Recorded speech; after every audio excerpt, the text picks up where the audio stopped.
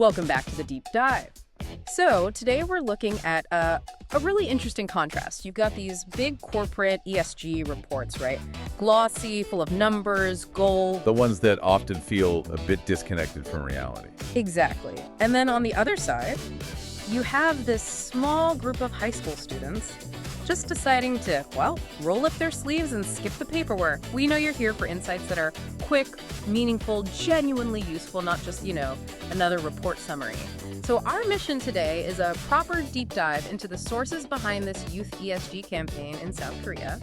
We're talking about the ACTizens from SALT International School. It's this compelling story of how some teenagers basically started schooling the corporate world on real accountability. Yeah, and it's important to set the scene here. Why did these students even feel the need to act? Well, it comes down to a pretty significant lag in performance. Despite all the global buzz around ESG, environmental, social governance of the big players in South Korea, well, they weren't really measuring up. How so? What are we talking about specifically? Okay, so look at MSCI, the big global ratings agency. They assessed Korea's major firms recently, and the average ESG rating, it came back as BBB. BBB. What does that actually mean in practice? Is that good, bad, average? I guess it means moderate risk. Yeah. But really it signals that a company's approach is probably reactive. Like, they're doing things because regulations say so, not because it's deeply embedded. And compared to international best practices, it's definitely below par for companies aiming for proactive ESG leadership. Right, so the corporations are sort of stuck on compliance, maybe not fully committed yet. But the issue isn't just in the boardrooms, is it? There's an education piece missing, too. Absolutely. That's a crucial part of the context. UNESCO put out a report in 2023, and it highlighted that Korea, unlike more than half of other OECD countries, doesn't really have a systematic way of teaching ESG concepts in schools. Oh, okay. So if the next generation isn't learning this stuff properly, how can you expect the corporate world to magically get better down the line? It just compounds the problem. So that's the perfect storm, isn't it? Corporations are lagging, and the education system isn't preparing the future workforce for this. And that's where the students stepped in. When the system failed them, they kind of built their own. They called it the REESG project. So let's unpack this. How did a high school project actually become like a wake-up call for much bigger organizations?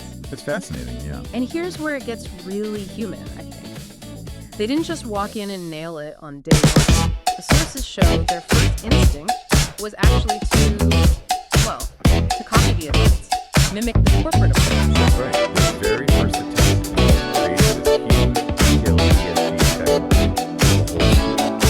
Try to store it.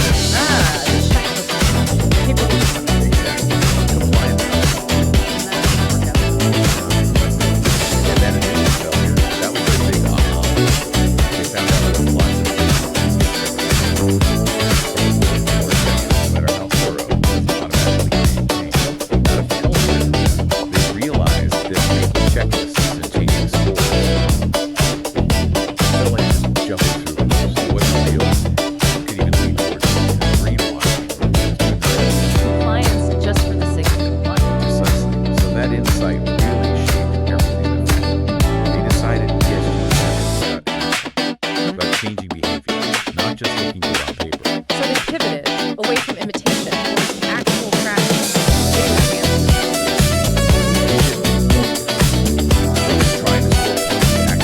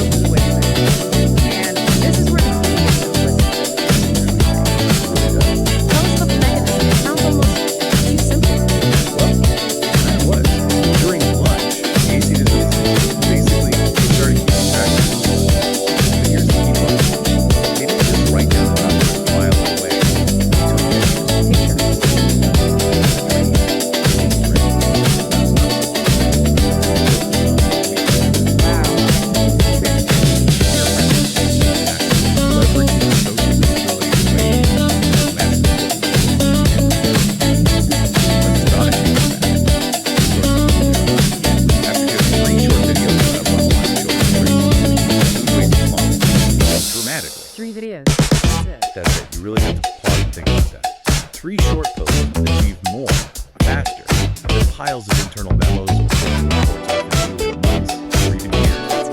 And what's really interesting is initially the success wasn't even about the hard data itself.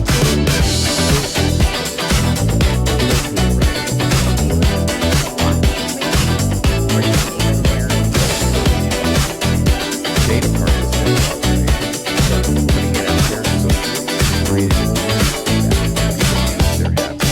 And that small consistent effort begin to sink into their it should fit very specific targeted actions. Okay, so they cracked the code on the sustainability and peer culture.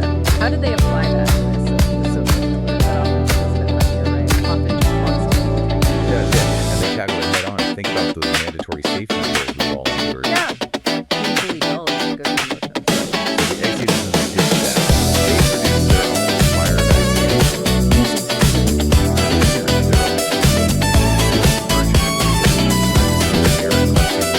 Aw, so ownership here. Relatability. But it's external, it feels like obligation. Peers creating content for peers, engagement and learning just shoot up. They made it real. From compliance and that's a huge lesson for any organization. Okay, E&S covered. What about governance? The G. That's often the most opaque part of ESG. All about different processes. Yes, but they made it transparent and simple. They used what you might call governance, minimum viable measures. How does that work? Instead of writing complex internal reports or meetings, they use a simple survey right after all of their activity. Instant feedback. Feedback. And here's the key. Again, they turn that feedback into a Oh, report card. Cool of it. and not just basic stuff. Of course, they use a simple dashboard, red, yellow, green. Tracking.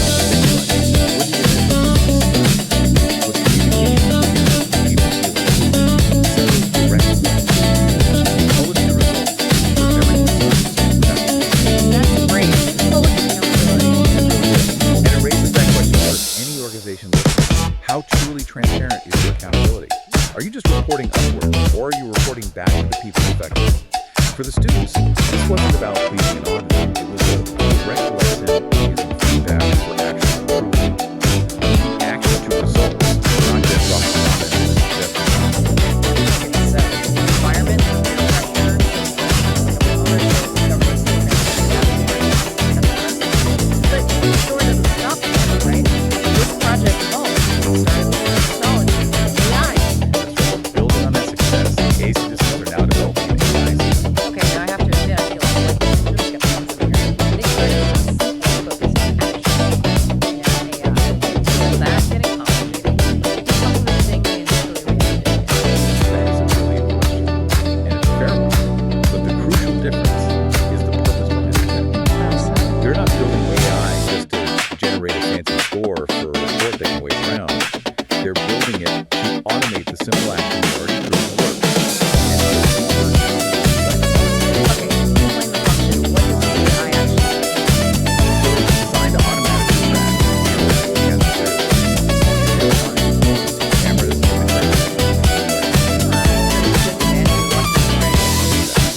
automating the each part, making it more accurate, generating content. This allows for predictive, understanding ways. So the tech serves the action. It doesn't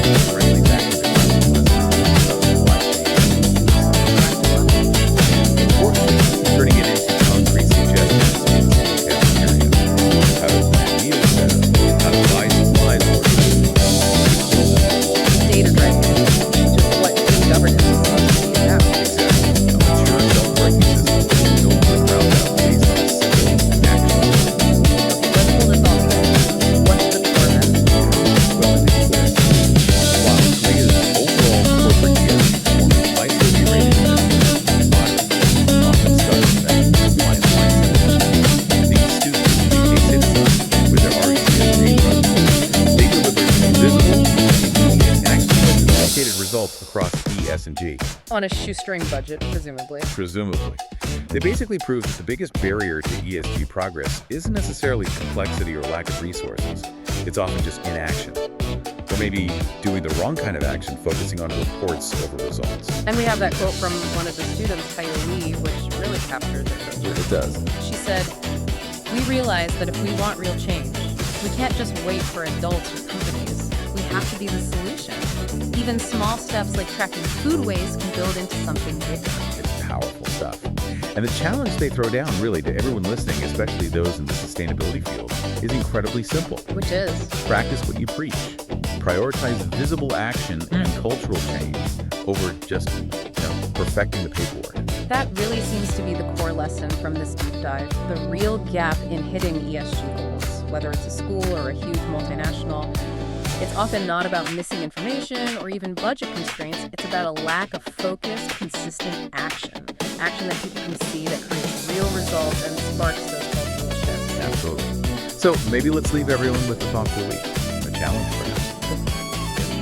Given that these students got real, immediate change from tiny, visible actions like those 3 social media videos flashing through, what's one small, maybe even non-reportable action you can take in your own life or in your team or organization? Something that delivers a visible, immediate result for sustainability or governance. Something that cuts right through the usual process.